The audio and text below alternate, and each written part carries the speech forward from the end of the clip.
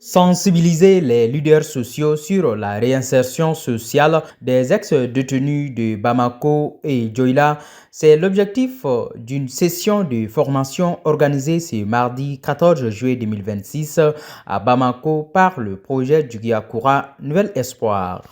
Et le projet du Giakura, c'est un projet de réinsertion socio-professionnelle et économique des détenus et des ex-détenus, voilà, des pensionnaires des maisons d'arrêt. Alors, la réalisation de ce projet a été possible grâce à l'appui financier du FAMOC à travers le ministère des Affaires étrangères du Danemark. Alors, je suis porteuse du projet Giakura, du Giséché, et ce projet, c'était un projet vraiment ambitieux. Donc, nous avons voulu voir au-delà de la détention et de nous intéresser de plus près à l'après-détention. Donc, comment renforcer ces personnes qui étaient en détention pour devenir des meilleures personnes et comment leur offrir une seconde chance pour se réinsérer dans la société. Ce projet a vu le jour grâce à sa coordinatrice qui ambitionne d'aider les personnes en situation vulnérable, en l'occurrence les ex-détenus. C'est à travers une expérience, quand je fréquentais le milieu carcéral, à travers un autre projet que je pilotais. Et après la fin de ce projet, mon contrat a pris fin.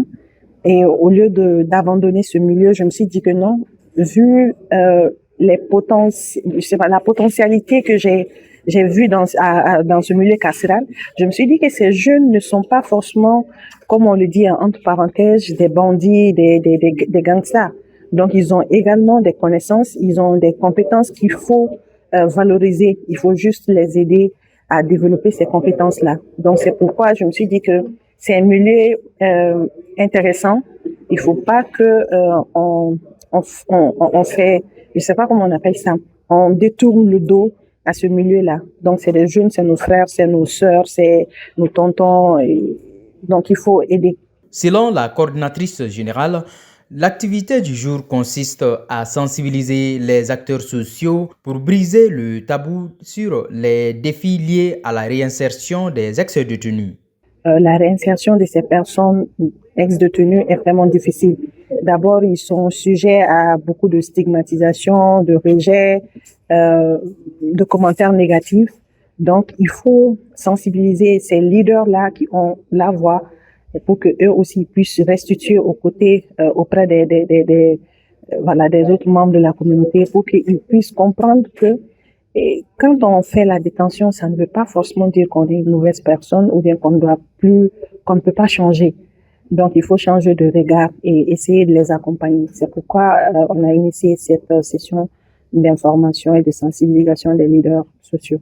Pour réussir sa mission, le projet du Giakura travaille en synergie avec les acteurs qui œuvrent dans plusieurs domaines. Bon, le défi que j'ai rencontré là-bas, on peut dire, c'était un peu le temps.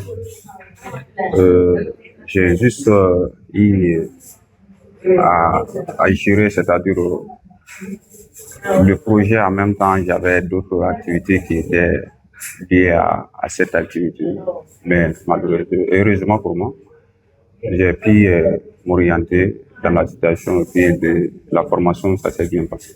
On a fini la formation il n'y a pas longtemps, mais ce sont des jeunes investis qui poursuivent, qui continuent, qui cherchent à comprendre. Le métier de technicité, c'est-à-dire, ça demande beaucoup de temps et d'expérience. Donc, il faut beaucoup, ils vont commencer petit à petit, c'est-à-dire, ils vont se construire pour devenir grands. Selon la première responsable du projet du Giakura, le travail est difficile, mais pas impossible. C'est pourquoi elle sollicite l'aide des partenaires techniques et financiers. Pour la suite, nous faisons confiance aux partenaires pour refinancer ce projet. Donc lui-même, le partenaire était dans la salle et il a vu l'engouement et tout l'intérêt que les uns et les autres ont portent à ce milieu-là. Donc, pour la continuité, nous comptons ouvrir le projet à plus de zones, à plus de maisons d'arrêt et également essayer d'augmenter le nombre de bénéficiaires.